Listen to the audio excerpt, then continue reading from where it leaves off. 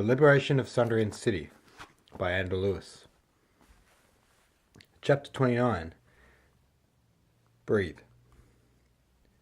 It was an uneasy sort of sleep, too short too, the type of sleep that leaves you dizzy when you wake from it. "He's here, son." Butch shook at his shoulder. His response was a low grunt, followed by a jolt upright to a sitting position of the hammock's edge. "In the sunroom," he said, pointing. And Linus turned to look, and all too soon found himself looking at Evander's slouched silhouette, and ill-equipped to handle the sight. Evander's gaze was fixed on him too, his expression stern and untelling, his body unflinching until Linus stepped toward him, at which point he straightened in his seat. Before approaching, Linus slipped on his body armour and sheathed his sword, as was his plan all along, but as he did so he felt more and more that it was unnecessary. Evander stood to greet Linus when they met at the table, as if he was expecting a handshake or an embrace, but Linus's only response was to sit down and cross his hands on the table in front of him. "Linus," he said, tipping his head. "Evander." No one else dared speak. "I'm glad to see you, you know." Linus had his eyes fixed on the table. He noticed the cloth-wrapped left hand of Evander still healing from having had an arrow speared through it. He caught himself avoiding eye contact and made a point of looking up to face Evander, although in doing so he found it rather like looking into the sun. It took a strong resolve and determination to achieve an unblinking lock. He took in the words and dismissed them duly. They did not pertain to the single question that engulfed the entirety of his mind at this moment. The question that swelled in him so fast that it came from his mouth, almost involuntarily. Why? Evander hesitated to answer. He knew what it was that Linus was asking. "Linus, why did you kill them? Why did you murder my parents?" Tears were brimming in Linus's eyes. "I didn't." "Liar." You murdered them," he yelled, standing so that the chair slid out behind him. "You murdered them, and now I will murder you." He drew his blade and found hands grappling him back to his seat before he knew it. "Give him a chance, son. Give him a chance to speak," Butch bid. Linus placed his short sword on the table before him and allowed a moment to catch his breath. Evander had not recoiled at the attack, but rather sat still as if he welcomed it. When Linus settled, Evander spoke softly. "Linus, I did not murder your parents. That day I heard Ava scream and went down to the basement to find her killed. Killed, Linus, by her own husband, Henry Smith." Linus felt his face blanch, the information exploding into his mind like an alarm bell. Henry Smith, the man so full of rage, had killed his mother. It fit into place too well. He'd worked it out. Early on the signs were subtle, but as the years went on you looked less and less like him. You looked like me, Linus. Your slender frame, your lanky limbs. He couldn't deny it any longer, and so he accused your mother of having an affair, and when she admitted to it, he killed her. When I accosted him, he attacked me too. Livid, he was, shaking with rage. That was his disadvantage. He was out of control, and I killed him. I killed Henry Smith to avenge your mother, Linus. You must understand this. Linus felt his chest flutter, and as his head grew light, he tipped it into his hands and clawed his scalp. It was too much to take in. When he felt he could bear to, he raised his head to look squarely in the eyes of his father, Evander Diomede. Princess Robin, who had sat beside Linus the entire time, reached over to Linus and grabbed his hand in support. But he shook her off with a huff and stood as if to leave. He was engulfed by an anger that refused to subside. But the anger no longer had a mark. He no longer found a focal point for it, and the emotion proved too much to bear in the moment. He looked to the table, fixated, and found that he dreaded the thought of looking anyone in the eyes. "I need to close my eyes for a moment," he said numbly. "Son, Don't," he spat. "Call me that." "I am... And don't talk to me any more," he concluded in an angry hiss, and with that he moved back to the hammocks to climb in. "I need to close my eyes for a moment," he said numbly. "Son, Don't," he spat.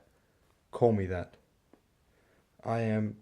And don't talk to me any more," he concluded in an angry hiss, and with that he moved back to the hammocks to climb in. A few short minutes passed while Linus lay angrily in the hammock, and a distant feeling of immaturity arose in him. He hadn't felt so childish for a long while, and as he lay there, avoiding the discomfort of a confusing situation, he began to feel ashamed of his retreat. It had all become too much for him. He had caved, and he had given up on a challenge, and so, with renewed vigour, he again returned to the table, determined to show no signs of embarrassment. He spoke before anyone had a chance to comment on his return. What does the deft fight to achieve? What is the purpose of this organisation? He asked. Well, we seek to develop a means to secretly enter and leave the city. That is the short-term goal. It was Cretus who spoke. Long-term, we fight for a reformed rule. We want the Emperor to allow further exploration of the outside world and freedom of information to the people of the city. Linus scoffed, almost laughed, and Cretus, riled by Linus's audacity, spoke again. I suppose you have a better plan then? Something tweaked in the back of Linus's mind, a low, familiar hum, a distant rumble of a thought not quite pronounced enough. The wall, he said. And as he did, the hum came again, this time accompanied by the faint rattle of glassware. And as that glassware rattled, he sensed it in the table too, through his fingertips, ever so slightly. But it was enough. The room shrank around him, his breath lost. Linus looked up in horror to see the same expression matched on Evander's face. Elephants, he said. They're close, replied Evander. The rest of the table, Butch, Cretus, and Robin, suddenly flipped to the same page and panic zapped about the room. What do we do? Cried Butch. How long? Asked Evander. 5 minutes, maybe, replied Cretus. We run. No, we hide here. They might pass. Are they searching? Do they suspect you? Are they searching houses? The room positively exploded with questions. We came here to hide, said Princess Robin. No, we came here to get you two out of the city, said Butch. Can you get us out of here? Is there a way out? Linus asked hastily. But as Cretus rubbed bashfully at his forehead, it was clear that there was no known way out of the city. We need to hide the princess. That is most important, said Butch. Agreed? The men looked to each other and found themselves in agreement. For now, Linus confirmed, and the princess stared back at him with the darkness in her eyes, a confliction. Part of her wanted to fight, to take down her father's army or die trying.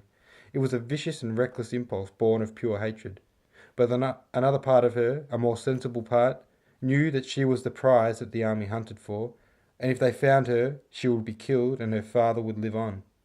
And worse, the city would never know the truth. She nodded back to Linus. Cretus spoke now. There is a small tool shed behind the barn. It's obscured from view and years abandoned. I'll take her, said Butch. Go now, said Evander, and without a moment's hesitation or another word, Butch and the princess were gone from the table and out the door. Linus caught a distinct flash of terror in the eyes of Princess Robin as she was escorted away. Evander, you need to be gone too. Can you get to safety? Asked Cretus. Of course, he replied, and he stood and made to leave, but faltered in his course. Linus, come with me. I can take you safely to the others. We've no time to waste. Linus lost his breath, stunned at the idea of making a break through the town alone with Evander, his father. He had grown to hate the man so thoroughly that he now found it difficult to allow the hate to subside. Linus, he inquired, if you could forgive me. I will never forgive you, he spat. There is no time, said Cretus. You have to move. It's not safe here. Commander Deimos has had an eye on me for a long while now. He's had this house searched twice before, and I won't be surprised if it happens again today. Evander can move you with more stealth than anyone else in this city. Go with him now. Linus let out a grunt of frustration. Go, Cretus repeated, and stay low. It's either that or stay here and hide in the tool shed, Evander offered. Linus drew an angry breath. Pausing for a moment, he could ill afford. He then stood and sheathed his short sword, and without a word he moved to the door. When Evander followed, Cretus was left quite alone in his sunroom. A crow cawed in the morning sky, making its way down the city straight. It was the third they'd seen in the short time since they'd left, no doubt all carrying messages between the palace wall and the wall. We need a better view, said Evander, and Linus nodded silently in agreement. They moved casually through the cropped rows, found a path leading between a grouping of small houses, and followed it until they reached the cover of a small and rather run-down orchard. From their position, it was possible to make out where the city straight road was, but there was no sign of any soldiers or elephants. Still, there was the rumbling of feet and the hum of excitement ahead towards the palace end of the city. We mustn't move too close to Crow Road, said Evander. There are plenty of back roads that will lead us to where we need to go. It's just a matter of not being seen. If we stick to the outskirts of the farms, we should go unnoticed, although we risk looking suspect to anyone working the farms who spots us. Where exactly are we going? Asked Linus, surprised at Evander's determination to move toward the palace. To the special residencies. Are you mad? Are you trying to get me killed? We might as well march up to the palace gates. Evander made a shushing gesture and pulled Linus closer. Trust me, okay? Without waiting for a response, he turned and led the way forward. Linus paused for a brief moment, but the hesitation was short-lived and he reluctantly submitted to the order. They crossed through long unkempt grasses around modest vineyards and tall wheat fields, until eventually they found themselves at a large cluster of shanties and cabins, houses that belonged to some lower-class farm workers. People buzzed happily about, going about their honest working days and providing a good cover for Linus and Evander as they followed the paths that wound through their community. They browsed a small strip of produce stalls, and Evander bought 2 apples, and they chomped them as they walked, attempting still to seem inconspicuous. They soon came to a rather steep incline of houses that belonged to middle-class workers and were lined with cobblestones rather than dirt. And they took to the uphill climb, still working at their apples, crossing through more small-town squares based around water wells Linus never knew existed, crossing bridges over small streams and working up a sweat as the morning grew hot. They kept moving outward to the mountain walls and following toward the palace in a zigzag pattern. Evander always leading, until soon they found themselves in a clearing with a view of Crow Road. Look, said Evander, pointing back along the straight towards the farms. There they are. A procession of 3 elephants, surrounded by perhaps 24 men, marched toward the far end of the city, the wall. It seemed like a fairly small group considering its purpose. Where are they going? Well, my guess, I think Deimos is marching the army to the far end of the city in a hope that you will be pushed inward toward the palace. Because the city becomes more and more narrow towards the palace end, he hopes that he can hone you into a corner. It's working then, isn't it?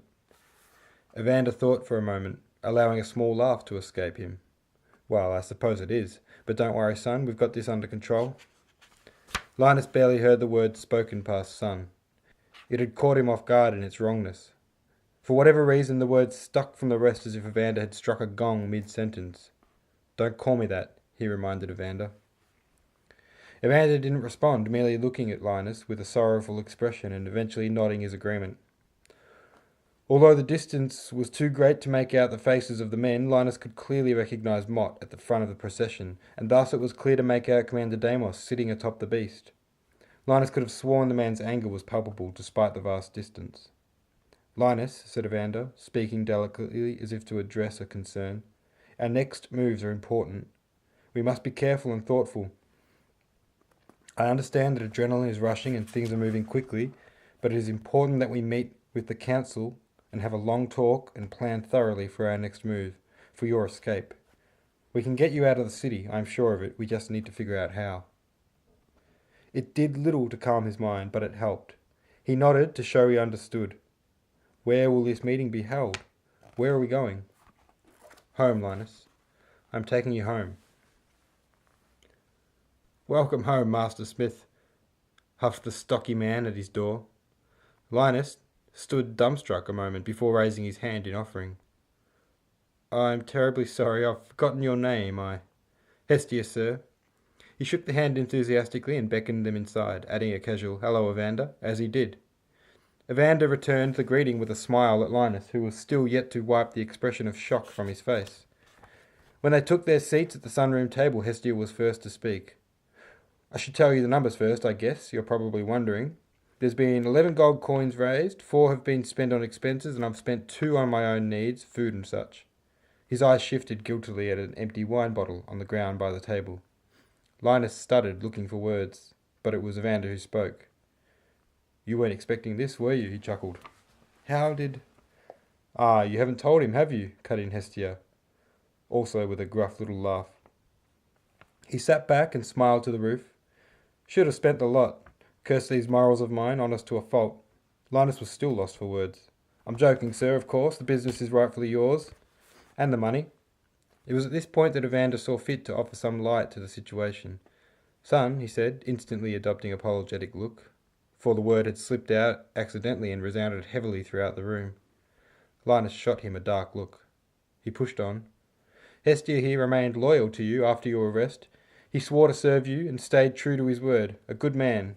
He reached to pat Hestia on the shoulder. A true and honest man, a rarity unfortunately. You were lucky to have him as a servant. Linus thought for a moment, and his brief anger towards Evander was gradually overridden by gratitude towards Hestia. This is amazing, he finally admitted. Hestia, thank you.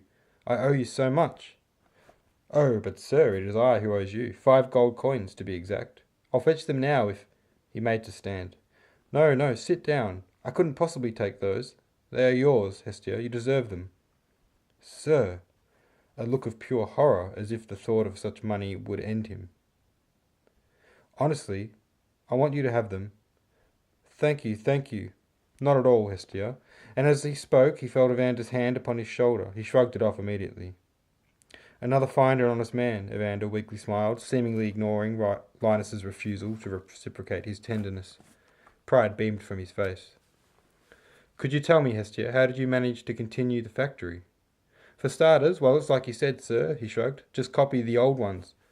That got me most of the way there. I'll admit the arrows weren't up to scratch at first, and I was worried that I'd failed.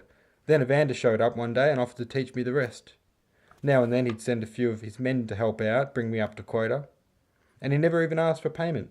Apart from, well, what's the odd few arrows here and there? He winked and Evander let out a small laugh. Evander told me he just wanted to keep the business going for the family, for you. He told me that you would return in 10 years when your sentence was up and reclaim the property. Linus sunk in his chair, struggling to believe the fact that he still had a home, something he could never have dared to wish for. And for a brief moment he felt thankful to Evander. But as the feeling came, it diminished all the same as he remembered that he was a fugitive and could not stay here. He couldn't afford to rest here even for a night, let alone settle in for life. Worse still, a looming darkness of a thought crept into his mind, that he may not live to see the days in which he would be free. He may never have a chance to rest. He might die running, fighting for his life, fighting for a freedom he would never have. And it was this intense mixture of feelings manifesting as profound sadness at his situation that trickled down his cheeks, tears beating on the wooden surface of the table. Again Evander's hand found his shoulder and squeezed it. We've got you, Linus, he said. Again, Linus shrugged him off, determined to fight off the tears washing streaks down his dirty face, alone. Not a half hour of talking had passed before everyone was up to speed. Hestia had long known about the Deft, and although he was not an official member, he wasn't opposed to their goals. Evander explained to Hestia that Linus and the princess needed to escape the city, avoiding the search party that was currently on the hunt for them, and that there needed to be a meeting to decide upon the exact plan of exodus. Hestia took the news with nothing more than a nod. When Hestia suggested the basement for the meeting, Evander agreed, and took his leave to round up the members of the Deft needed for the meeting. Linus, wait here. I will be back before this afternoon. Stay in the basement if possible, and try to sleep if you can. You look as if you need it. Linus only nodded. A knowing glance was exchanged, and then Evander was gone. For a moment, Linus and Hestia merely sat in silence until Linus broke it with a question. Do you believe it's possible to escape this city? Hestia thought for a moment before responding. Sir, he began, I was born into the belief that it's not possible, and that even if it were possible, it would only lead to death. I've held that belief for nearly 4 decades now, and let me tell you one thing that I now know for sure. If people start leaving, exploring that outside world, well, I ain't staying, that's a promise. Dying without ever knowing, that's what I'm truly afraid of. Linus found yet again that he could only nod in response.